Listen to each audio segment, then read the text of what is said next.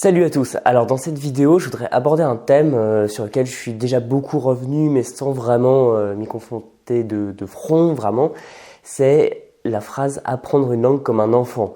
Ce qu'elle veut dire, toutes les implications, tous les mensonges qu'on peut voir aussi derrière, et ce que ça peut réellement signifier pour vous, et ce que vous pouvez vous-même en tirer pour votre apprentissage. Alors, apprendre une langue comme un enfant, c'est quelque chose qui revient comme un slogan souvent pour les produits et services de langue. Et l'idée qu'il y a derrière, c'est une forme d'idéalisation de comment les enfants apprennent une langue.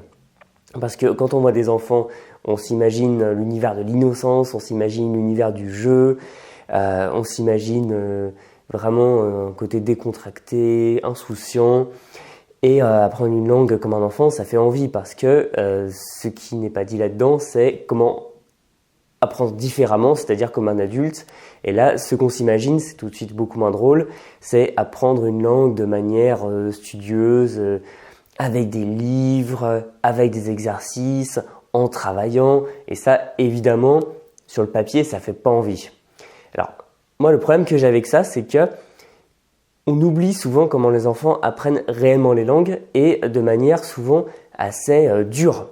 Parce que ce qu'il ne faut pas oublier, ça je le répète assez souvent, c'est que pour apprendre le français, un enfant a besoin d'environ 6 ans pour le maîtriser à l'oral. Donc si vous êtes francophone, vous avez eu besoin en moyenne de 6 ans pour maîtriser votre langue maternelle à l'oral, donc parler français couramment. Et pour écrire cette fois le français, ça vient à peu près à l'âge de 12 ans, sachant qu'il y a plein de gens qui maîtrisent encore assez mal le français écrit à cet âge-là. Donc en fonction de l'orthographe, ça peut être différent. Par exemple, pour l'italien, je crois que c'est plutôt 10 ans parce que l'orthographe italienne est plus simple. Mais vous voyez, ce que je veux dire, c'est que, honnêtement, si il vous faut 6 ans pour arriver à parler comme un enfant de 6 ans, si il vous faut 12 ans pour arriver à écrire une langue, honnêtement, apprendre une langue comme un enfant, ça n'a aucun sens. Et ensuite, moi ce que je vois vraiment, c'est l'idéalisation où on réenchante dans notre imaginaire la manière dont on apprenait quand on était enfant. Mais en réalité, même si les enfants souvent n'hésitent pas à poser des questions, n'hésitent pas à faire des erreurs, plus que nous autres adultes un peu terrifiés par ça, en réalité les enfants ils ont un temps d'attention très court et la majorité d'entre eux, s'ils ne sont pas stimulés de manière intelligente, ils se détournent de n'importe quelle activité. Et en fait, les enfants, bien souvent, n'apprennent pas forcément de manière plus drôle, plus simple que les adultes.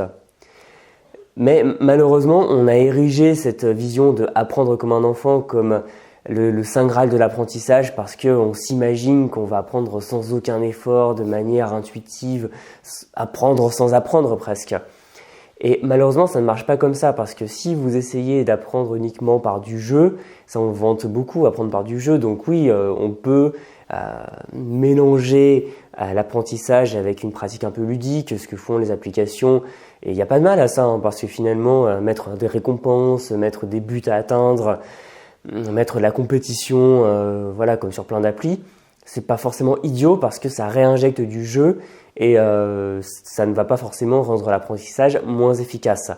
Malheureusement, c'est que souvent on reste sur cette approche superficielle parce qu'il est beaucoup plus facile de donner à un apprenant l'impression de progresser dans une langue en lui donnant les bases des bases que de vraiment l'amener à un niveau très élevé. Et moi, ce qui m'intéresse sur cette chaîne avec vous, c'est pas de vous divertir avec de la langue par-ci par-là, c'est de vous aider à atteindre un niveau courant dans n'importe quelle langue. Voilà.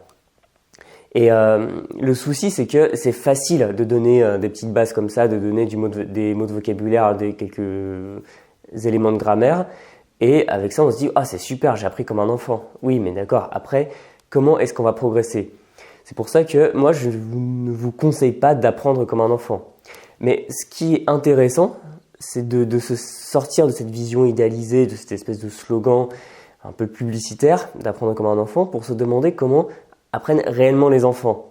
Et là, on peut trouver plein de choses passionnantes qui font qu'on va pouvoir les réintégrer en apprenant comme un adulte, mais avec les bonnes pratiques que les enfants ont sans forcément le savoir. Alors, la première chose, c'est l'immersion, parce que les enfants sont en immersion dans leur langue maternelle. Donc, si ce sont des enfants qui sont suffisamment stimulés, parce que parfois c'est pas le cas malheureusement, mais dans l'immense majorité des cas, un enfant, il va apprendre sa langue en l'entendant, et ensuite en la parlant. Donc vous n'êtes pas obligé de faire pareil. C'est pour ça que je suis contre les méthodes qui vous disent de vous immerger pendant 6 mois, 1 an et ensuite de commencer à parler. Bon, elles peuvent marcher pour certains, mais moi, c'est pas ma vision des choses. Moi, je suis plutôt dans ce que j'appelle l'immersion active, c'est-à-dire que vous allez être en immersion, mais vous allez être actif. Alors que les enfants, souvent, ils sont en immersion le temps que leur cerveau se forme et ensuite, ils sont actifs, ils commencent à parler. Et ils sont corrigés par leurs parents. Alors que vous pouvez être déjà en immersion, c'est-à-dire vous pouvez parler le plus souvent possible avec des gens, vous pouvez regarder des films, écouter de la radio, des chansons, lire des livres, etc. Et en plus de ça, vous pouvez déjà commencer à faire vos phrases. Donc forcément, au début, vous allez parler comme un petit enfant parce que vous allez faire des phrases très simples, avec aucune nuance et parfois elles n'auront pas trop de sens ou le sens sera à peu près compréhensible, mais pas plus que ça. Et vous allez pouvoir progresser. Et comme un enfant se fait corriger par ses parents, parce que souvent les enfants ils mélangent des consonnes, donc parfois il faut aller voir un orthophoniste, mais généralement c'est quelque chose qui part très vite.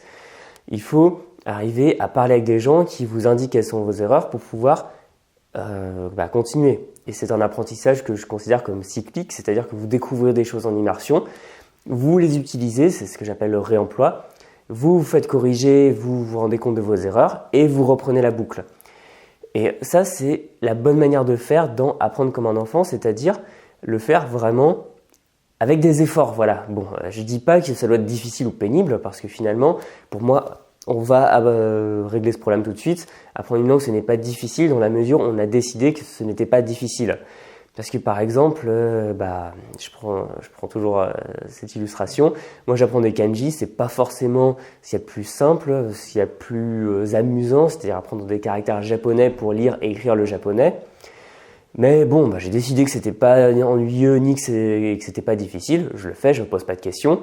Et voilà, il faut pas vous dire pour apprendre une langue, je vais devoir faire des efforts et apprendre comme un adulte. Non, parce que finalement, souvent les enfants font des efforts. Et ils s'en rendent pas compte parce que finalement, passer des années à parler comme un enfant, en se faisant corriger, en se faisant reprendre, en n'étant pas sûr, en faisant des fautes, c'est quand même un apprentissage qui est purement dans l'action et purement dans l'essai-erreur avec beaucoup d'approximation. Et c'est en forgeant qu'on devient forgeron, donc ce n'est pas un apprentissage où on apprend de manière magique, ludique, intuitive, sans s'en rendre compte. Ensuite, le problème, c'est qu'on voit dans l'enfance une sorte d'immersion passive qui se fait comme ça. Et c'est le problème aussi quand on nous vend l'apprentissage à l'étranger. Donc évidemment, je sais que j'ai eu plein d'accrochages avec des gens sur cette chaîne par email, etc. Si vous êtes à l'étranger, que vous travaillez à l'étranger, que vous faites toute votre vie dans cette langue, vous allez vite la perfectionner. Mais pour beaucoup de gens, être à l'étranger, ça consiste à aller faire ses courses dans la langue et point final. Et penser que juste parce qu'on est en immersion, il va y avoir l'immersion passive magique qui va se faire, comme si on se dit je vais regarder 1000 films dans cette langue et à la fin je la parlerai. Et à la fin, souvent, ça ne marche pas. Parce qu'il y a toute cette facette d'action, toute cette facette où vous allez vous confronter à la langue. Et finalement, ça, les enfants le font. Et ils le font de la manière la plus dure et par l'essai-erreur permanent. Donc, il ne faut pas vous laisser avoir par tous ces slogans qui vous disent que vous allez apprendre comme un enfant de manière automatique, parce que les enfants n'apprennent pas eux-mêmes de manière automatique. Et vu qu'on idéalise nous-mêmes notre enfance et qu'on voit les enfants comme vivant dans un monde merveilleux, on a l'impression que pour eux tout est facile.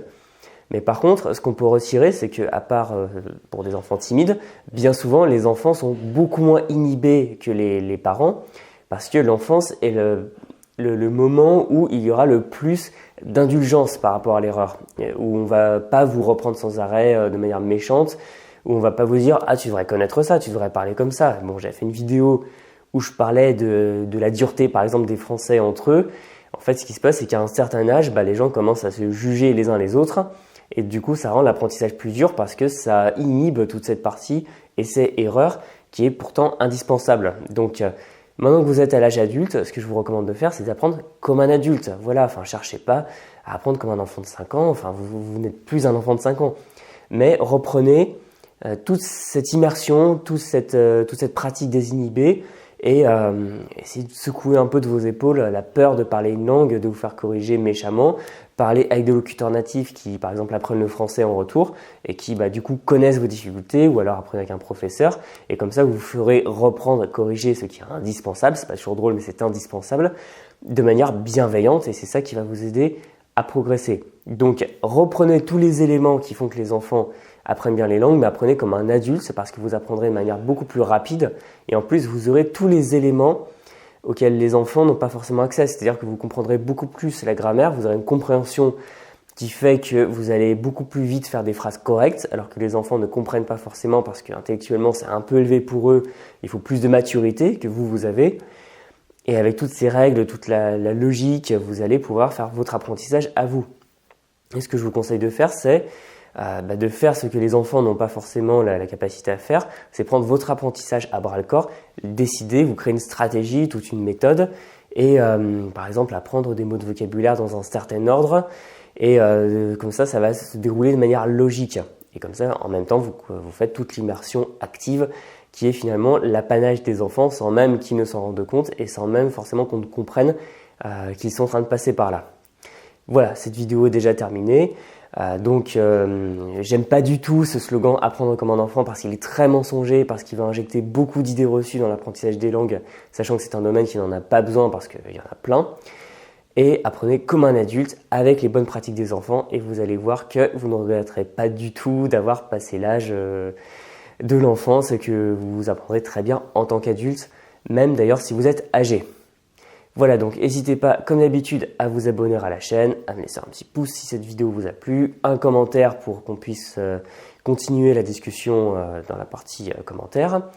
Et pour terminer, concernant l'actualité du blog, je sors cette vidéo samedi, donc vous avez jusqu'à demain, dimanche soir, pour vous inscrire à ma formation Vocabulaire Express qui va vous aider à apprendre beaucoup plus vite, beaucoup plus facilement votre vocabulaire en suivant justement une logique d'adulte, c'est-à-dire en l'apprenant vraiment dans l'ordre qui vous correspond, en sélectionnant d'abord le vocabulaire qui va vous être utile, que vous allez utiliser, donc retenir, parce que ça c'est essentiel, avec des techniques qui fonctionnent, et pas utilisables par des enfants, mais par des adultes encore une fois, et qui va vous permettre d'apprendre beaucoup plus facilement le vocabulaire de n'importe quelle langue. Voilà, si ça vous intéresse, je vous laisse regarder, vous avez le lien dans la description.